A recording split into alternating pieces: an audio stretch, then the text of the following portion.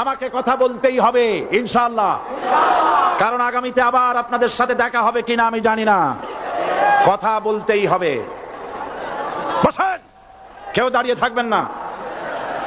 আমি দেখতে পাচ্ছি বাংলাদেশের ভাগ্য আকাশে উত্তর গগনে কালো মেঘ জমা হয়েছে, ঝড়ের পূর্বাভাস লক্ষ্য করছি।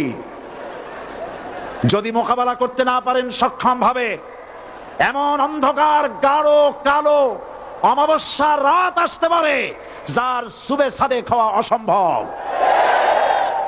সুতরাং আপনারা কি কাপুরুষের মতো কাফের মুশরিকদের গোলামি করে মরতে চান? বিড়ালের মতো 500 বছর বেঁচে থাকার কোনো লাভ নাই। সিংহের মতো 1 ঘন্টা বাঁচতে চাই। আমাদেরকে বলা হয় সাম্প্রদায়িক উস্কানিমূলক কথা নাকি আমি বলি। পত্রপত্রিকা দিছে না তারা? সাম্প্রদায়িক উস্কানি কথা, সাম্প্রদায়িক উস্কানিমূলক কথা বলি, সেই জন্যই বোধহয় শত শত মুসলিম আমাদের কাছে এসে মুসলমান হয়। মানুষে আর বোকা বানানো যাবে না। যাবে কি? আর বোকা বানানো যাবে? তারপর বলছে কি? এরপরে বলছে আমাকে বলছে রাজাকার। শুনে রাখো চট্টগ্রামের লক্ষ লক্ষ জনতা, পার্লামেন্টে যখন আমাকে এই কথা বলা হয়েছিল, আমার পার্লামেন্টের কলিগ জাফরুল্লাহ চৌধুরী সাহেব বসে আছেন এখানে,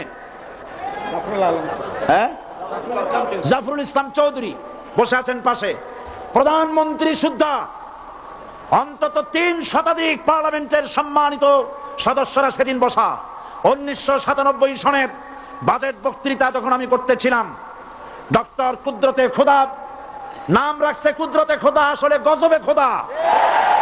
এই লোকটি নাস্তিক, ইসলামের চূড়ান্ত দুশমন।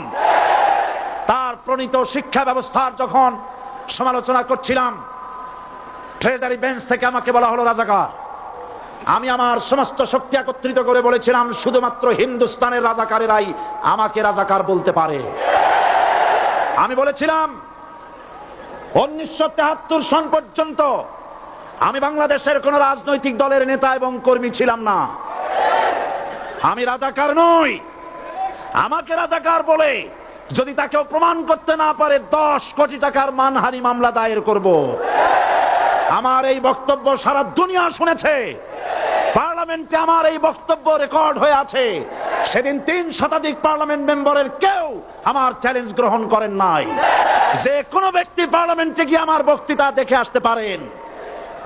এরপরে 1997 সনের 7ই অক্টোবর দৈনিক জনকণ্ঠ পত্রিকা যখন আমার বিরুদ্ধে লিখলো, সেই পত্রিকায় সাইদির ওপেন চ্যালেঞ্জ 8ম পাতা, 1997 7ই অক্টোবর, এত বড় 2 কলমে হেডিং।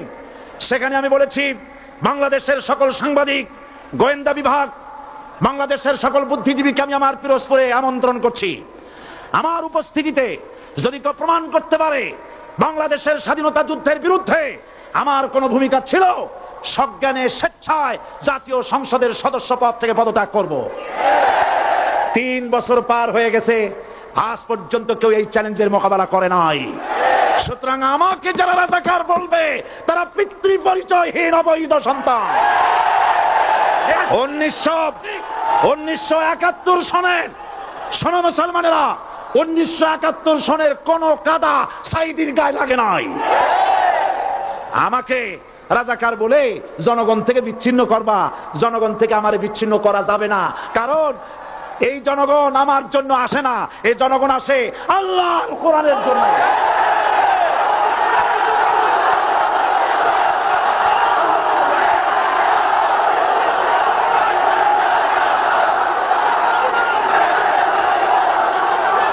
আজকে আর যারা ইসলামের কথা বলে, যারা ইসলামের কথা বলে তারাই রাজাকার, তারাই মৌলবাদী।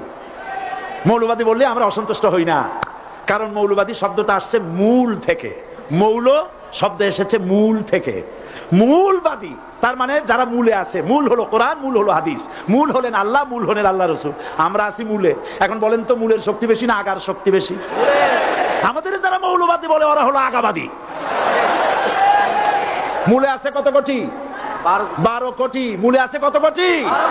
আর আমাদের যারা মৌলবাদী বলে ওই থাকো গাছের আগায়, আমরা মূলে। লাফালাফি বেশি করবা না, 12 কোটিতে গাছের গোড়া আসতে নানা দেবে, মামু বাড়ি দিল্লি গিয়ে পড়বা, বাংলার জমিনে জায়গা হবে না। এ কথা বিশ্বাস করো। বাংলাদেশের মুসলমানদের শরীরে এক বিন্দু রক্ত থাকতে শয়তানের তৈরি করা ধর্মনিরপেক্ষ মতবাদ বাংলার জমিনে কায়েম হতে দেওয়া হবে না, হবে না।